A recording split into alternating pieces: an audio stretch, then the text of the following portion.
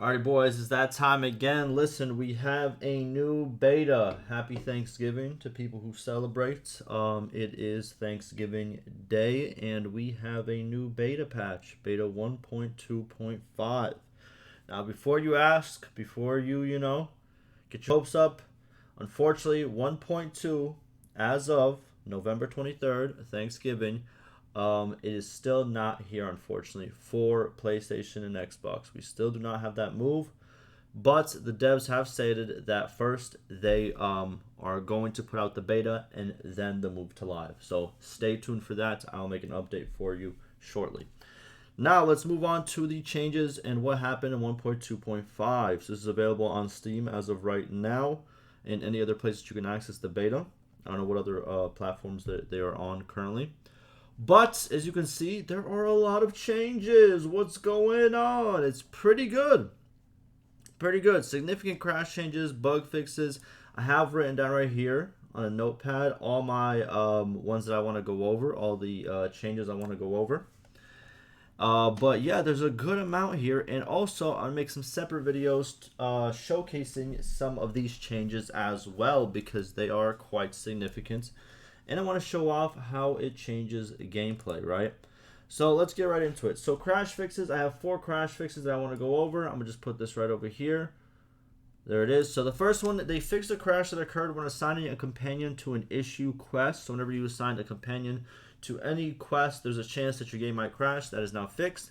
Then they fixed a crash that occurred while updating the siege engines on the world map after a mission. So for some reason, after, let's say, for example, a siege or a defense, sometimes your game would crash because the siege engines would not update after the siege was over. That is now fixed.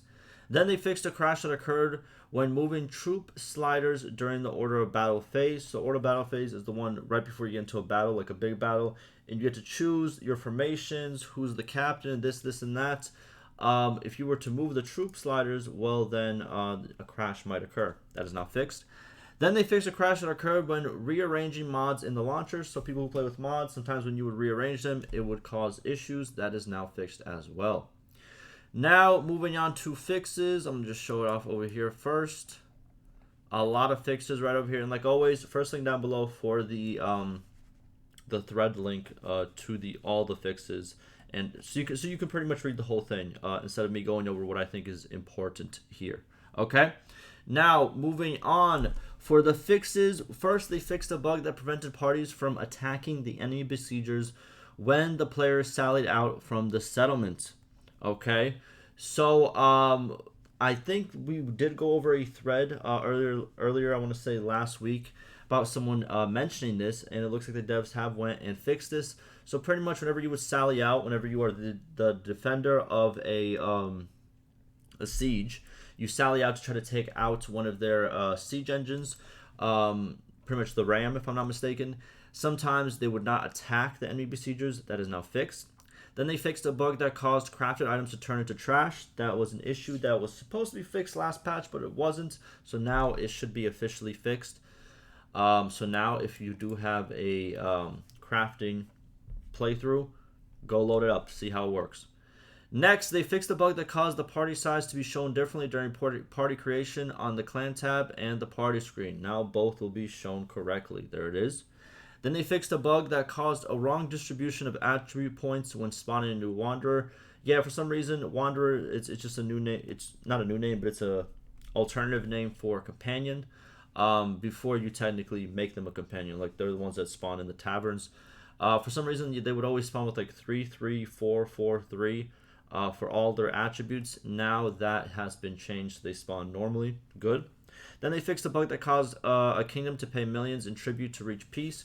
This is very good. For some reason, sometimes the peace agreements would be so weird, and you would have to pay so much, you and the other AI. And the thing is, the player can sometimes sustain that by just starting a war again, but the AI would literally become extremely poor, and sometimes like the system, the power systems, they kind of, you know what I mean, go all over the place, like kingdom strength and all that. Makes it kind of unstable gameplay, and like one takes over the other. But now that is fixed, so that is good. It'll be reasonable prices, hopefully. Then they fixed a bug that prevented parties from being disbanded. There you go. Now they can.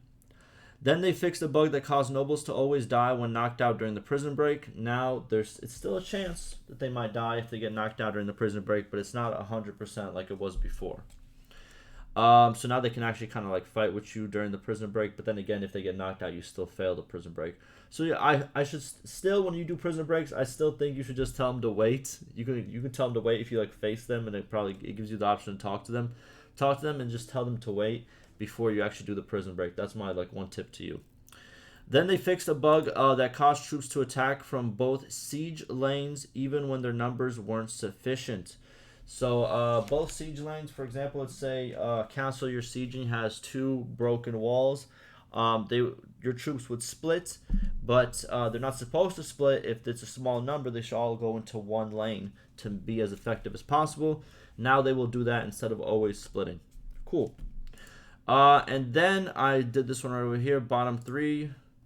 Right over here, these 3 changes. These are all having to do with the deployment of, let's say, right before you start a defensive battle, like let's say you're in a castle or you're in a town. Whenever you start a defensive battle, like let's say for example they start sieging you, and then you have to pick like where you're gonna put your troops. Now they will be properly put where they're supposed to be in the order of battle phase.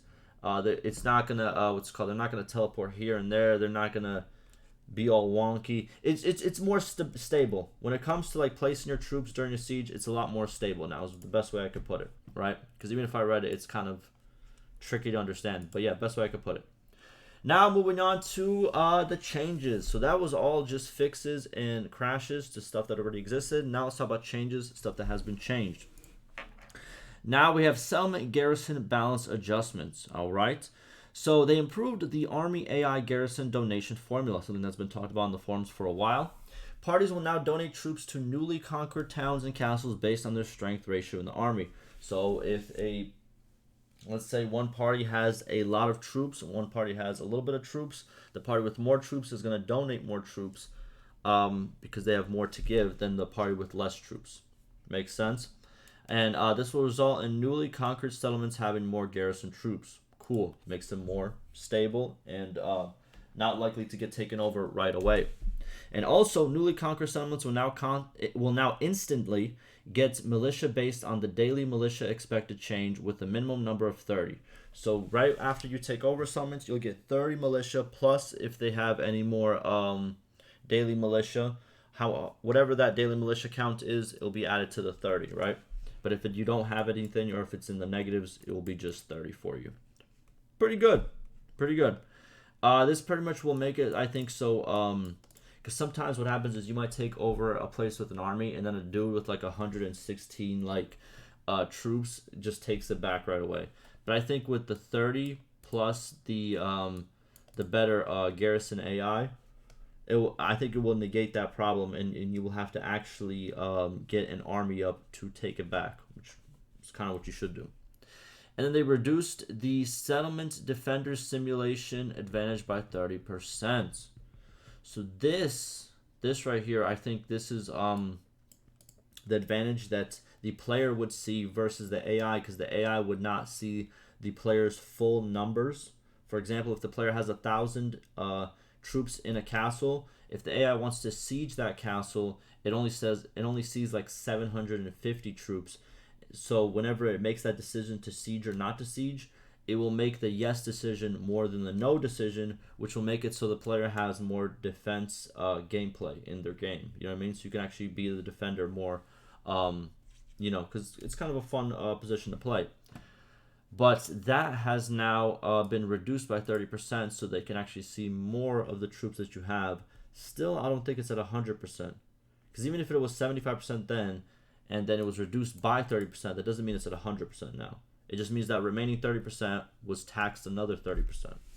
So it's still there. The AI still sees less units, but it's not, the numbers are more closer together, if that kind of makes sense. So I don't know if that's going to make it so there's going to be less fights, or I'm pretty sure it's going to make it so there's going to be less fights, but we'll see how that goes. Next, moving on to troop AI improvements. Troops and characters with higher fighting skill levels now fight notably better than lower level troops. Cool. This was achieved by expanding the available AI's ability range in order to better map the AI troops given fighting skills to the AI fighting level used by the troops. Fights will therefore become more challenging during the final rounds of tournaments, making winning them meaningfully more difficult. Cool. We're going to actually try the tournament to see if this actually makes a big difference or not. But yeah, better AI. The more no, not better AI. The more higher level the AI is, the better their fighting ability is.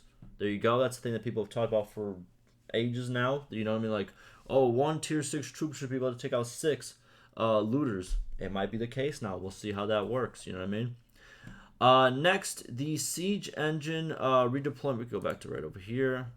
The Siege Engine redeployment process will now take some time, like the initial construction. Ooh, so now I think this has to do with whenever you put a Siege Engine. So let's say, for example, let's say catapults, right? Let's say you have 4 catapults, right? Whenever you take them out of deployment and put them into your reserve, whenever you want to put them back now, it will have to take some time. It's not instant no more, which makes sense. So now you can't really do that thing where you build and then take back, build and then take back. Well, you technically can. If the taking back is instant still, you can still build 4, take back the 4, and then build them again, but quicker this time since it's shorter than the initial construction. It still could work, but it's a light. It's not even a light. It's a pretty big debuff to sieges. Make it a lot harder to dwindle those numbers than before. Okay, we'll see how it works. Then they added a version that checks. They added a version check that prevents loading of saves that were made on newer versions of the game.